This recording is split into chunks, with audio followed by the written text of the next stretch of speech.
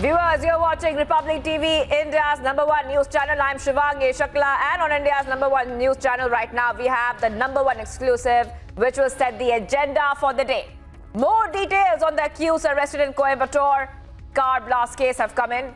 Firoz Ismail is an alleged ISIS sympathizer deported from UAE in 2020. Ismail is one of the 5 seen in the CCTV footage on your screens there, moving a gas cylinder and drums filled with explosive into Mubin's car.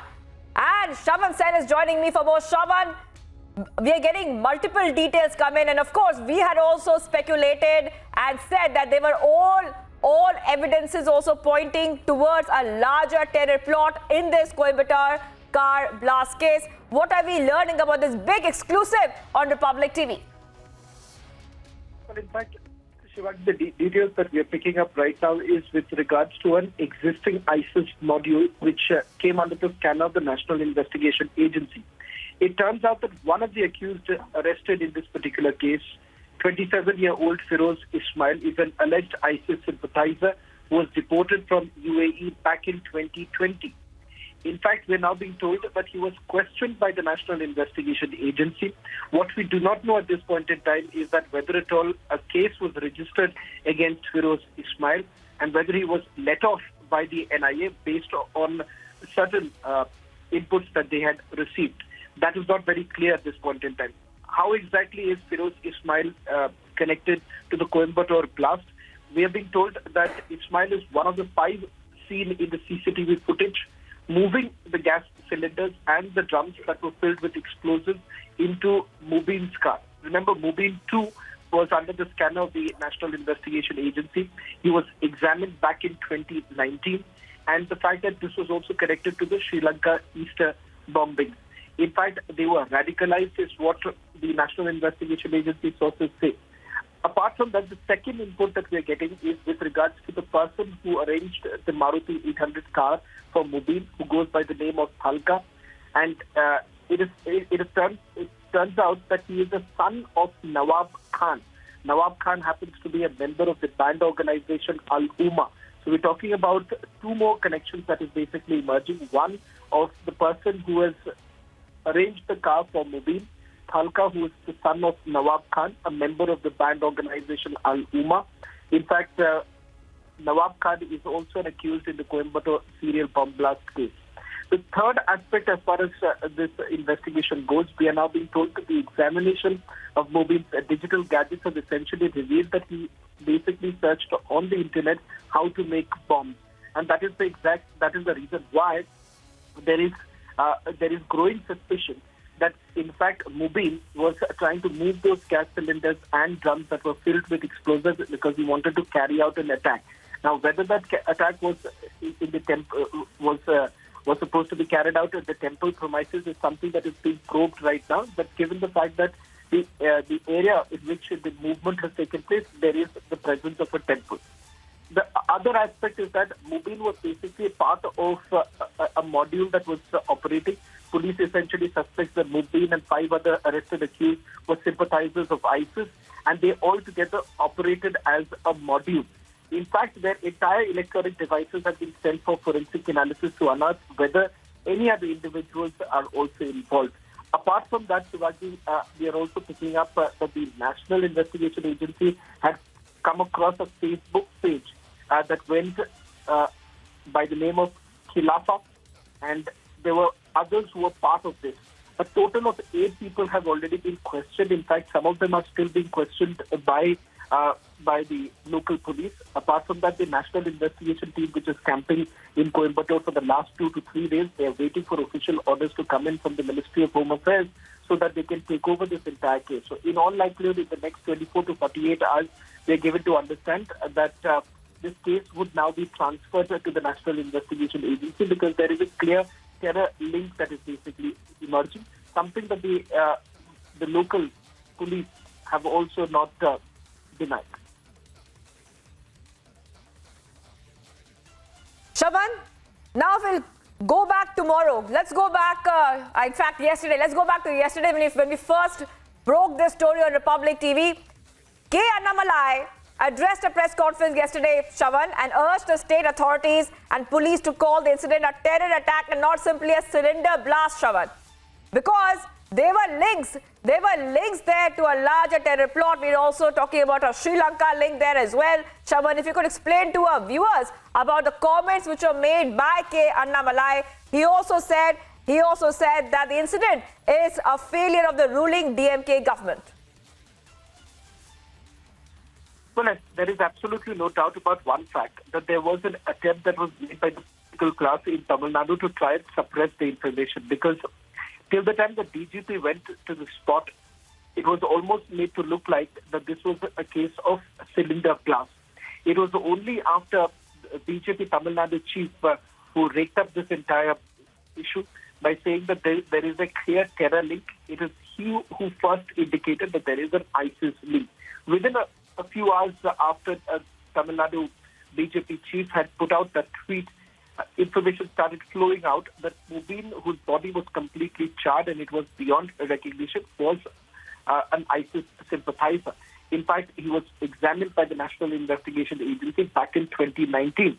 And the fact now that there is, after the searches that were carried out at Mubin's premises, it turns out that certain explosives, materials for carrying out an explosion was found from Mubin's residence. That too has been seized. Forensic examination is being carried out. Whether at all they were part of a larger module is still being investigated. In fact, we are now being told that at least 6 to 7 of them were part of this module that existed in Tamil Nadu. Was the plan only to carry out an explosion inside the temple premises, or there was something more to it? Is something that the agencies will have to look into. What we are being told right now is that there are few people who are already being questioned by the crime branch of the Tamil Nadu police. In fact, the investigation is underway. Part of the case details have already been shared with the National Investigation Agency. We are being told that once the order comes in from the Ministry of Home Affairs, this case would be re-registered, and the fact that they would be looking into the matter.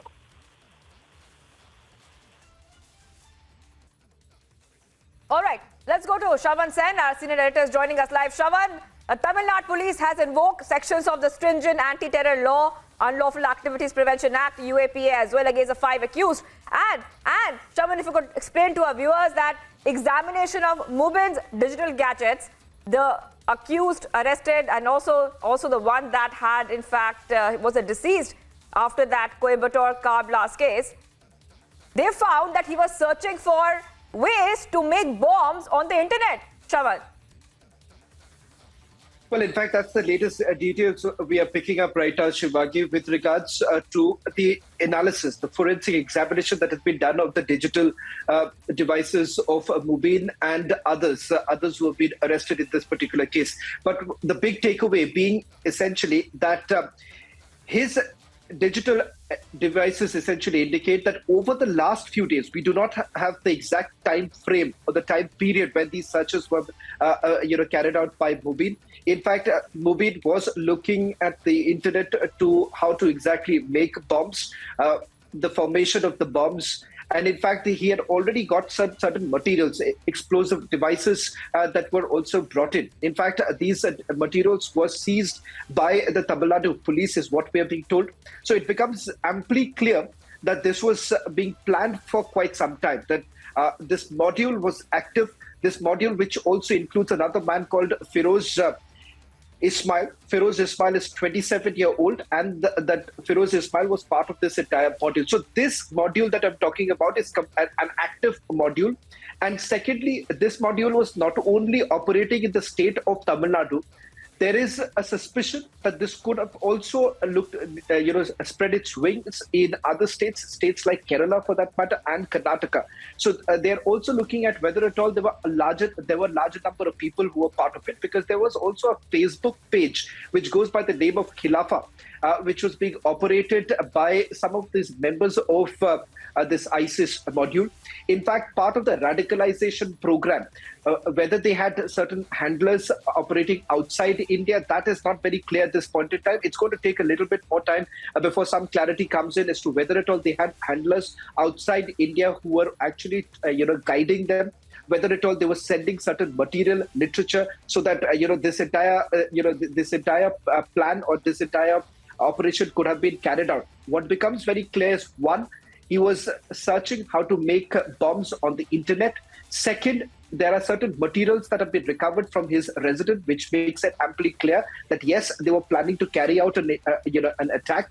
This attack, whether it was only targeted at the temple premises or there were other locations, that is still being probed at this point in time. We'll have to wait for some time. And there is a clear ISIS connection that is emerging. The very fact that the car that was used by Mubin was actually arranged by a man called Talka. Talka happens to be the son of Nawab Khan, who is also a member of a banned organization called Al-Umma. And it turns out that he is also part of this entire ISIS module. If you may call this as a sleeper cell of the ISIS, given the fact that back in 2019, that most of them were actually examined, number one. Number two, the fact that they were actually let off. So we're waiting for some sort of an official confirmation to come in from the National Investigation Agency as to why exactly those who were, Ismail was actually deported from UAE. Why was he let off? Why wasn't he arrested? That is not very clear at this point in time. We are waiting for our sources to give us some clarity as to why exactly were these members of ISIS or ISIS sympathizers, why were they actually let off? So it becomes very clear right now. What was initially made to look like a cylinder blast turns out to be a part of a larger design of this particular ISIS module, which was dormant for quite some time, has actually gained momentum. And the fact that they were planning this for quite some time becomes very clear from some of these materials that were recovered from Mubin's residence. All right. Thank you, Shaman. Thank you, Varshini, on this big story we're tracking at this point in time. Viewers, right now, the exclusive on the Coimbatore car blast case, which will set the agenda for today. #1 exclusive on India's #1 news channel. Let's